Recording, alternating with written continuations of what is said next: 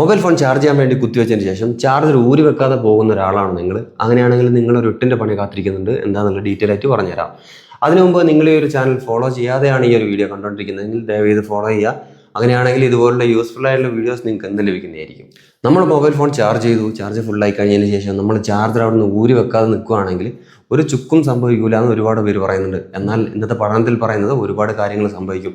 എന്താണെന്നുള്ള ഡീറ്റെയിൽ ആയിട്ട് പറഞ്ഞുതരാം. ഇത് ഒരുപാട് പേർക്ക് അറിയുന്നൊരു സംഭവമായിരിക്കാം, എന്നാൽ അറിയാത്തവർക്ക് വേണ്ടി ഈ ഒരു പ്ലഗിൽ തന്നെ വെക്കുകയാണെങ്കിൽ അതിനകത്ത് ചെറിയ ചെറിയ സർക്യൂട്ടുകളുണ്ട്. അത് എപ്പോഴും ഇങ്ങനെ വർക്ക് ചെയ്തുകൊണ്ടേയിരിക്കും. ആ ഒരു സമയത്ത് നമ്മുടെ കറണ്ട് ബില്ല് കൂടാനുള്ള ചാൻസ് ഉണ്ട്. അതായത് നമ്മൾ പ്ലഗിൽ നിന്ന് ഊരി വെച്ചില്ലെങ്കിലും സ്വിച്ച് ഓഫ് ആക്കിയാണെങ്കിലും ഓൺ ആക്കിയാണെങ്കിലും അവിടെ തന്നെ വെക്കുകയാണെങ്കിൽ ഈ ചെറിയ ചെറിയ സർക്യൂട്ടുകളൊക്കെ വർക്ക് ചെയ്തുകൊണ്ട് കറണ്ട് ബില്ല് കൂടാനുള്ള ചാൻസ് ഉണ്ട്. ഇപ്പം പുതിയതായി വന്നുകൊണ്ടിരിക്കുന്ന ബ്രാൻഡഡ് ചാർജറുകൾക്ക് സ്റ്റാൻഡ് ബൈ പവർ വളരെ കുറവാണ്. എന്നാൽ ചീപ്പറായി കിട്ടിക്കൊണ്ടിരിക്കുന്ന ചാർജറുകൾക്ക് ഈ ഒരു അളവ് വളരെ കൂടുതലായിരിക്കും.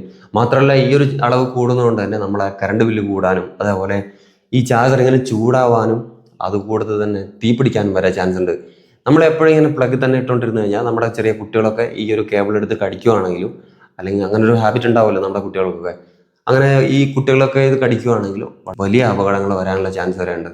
നമ്മളെപ്പോഴും ഒരു കാര്യം ശ്രദ്ധിക്കുക. നമ്മുടെ മൊബൈൽ ഫോൺ ചാർജ് ഫുള്ളായി അല്ലെങ്കിൽ നമുക്ക് ഒരു താൽക്കാലികമായിട്ടുള്ള ചാർജ് ആയി കഴിഞ്ഞു എന്ന് തോന്നുന്ന സമയത്ത് നമ്മൾ ആ ഫോൺ ഊരിയെടുക്കുന്ന സമയത്ത് ജസ്റ്റ് ആ ചാർജർ ഒന്ന് ഊരിയെടുക്കാനായിട്ട് ശ്രമിക്കുക. രണ്ടാമത്തെ കാര്യം എന്ന് വെച്ചാൽ നമ്മുടെ ഒരു ചാർജർ ഡാമേജ് ആയി കഴിഞ്ഞു, അല്ല നമ്മളിപ്പോൾ ഉപയോഗിച്ചുകൊണ്ടിരിക്കുന്ന ചാർജർ ചീപ്പറാണെങ്കിൽ അത് ഒക്കെ തന്നെ ഒഴിവാക്കുകയും നമ്മൾ ചാർജ് വാങ്ങുന്ന സമയത്ത് ചീപ്പർ വാങ്ങാതെ ബ്രാൻഡഡ് ISI സർട്ടിഫൈഡ് ചാർജറുകൾ മാത്രം വാങ്ങാനും ഉപയോഗിക്കാനും ശ്രമിക്കുക. ഇത് നമ്മുടെ ഫോണിന് ഒരുപാട് നല്ലതാണ്, മാത്രമല്ല നമ്മുടെ ഫാമിലിക്കും ഒക്കെ നല്ലതായിരിക്കും. നമ്മുടെ ഈ ചെയ്യുന്ന ചെറിയൊരു ശീലം നമുക്ക് വലിയ അപകടം ഒഴിവാക്കാനായിട്ട് സാധിക്കും. നിങ്ങൾക്ക് ഈ വീഡിയോ പറ്റിയുള്ള അഭിപ്രായം കമൻറ്റായി പറയാം. മാത്രമല്ല ഈ ഒരു വീഡിയോ യൂസ്ഫുൾ ആണെന്ന് തോന്നുവാണെങ്കിൽ നിങ്ങളുടെ ഫാമിലിക്കും ഫ്രണ്ട്സിനൊക്കെ വേണ്ടി ഒന്ന് ഷെയർ ചെയ്ത് കൊടുക്കുക, സപ്പോർട്ട് ചെയ്യാം. താങ്ക്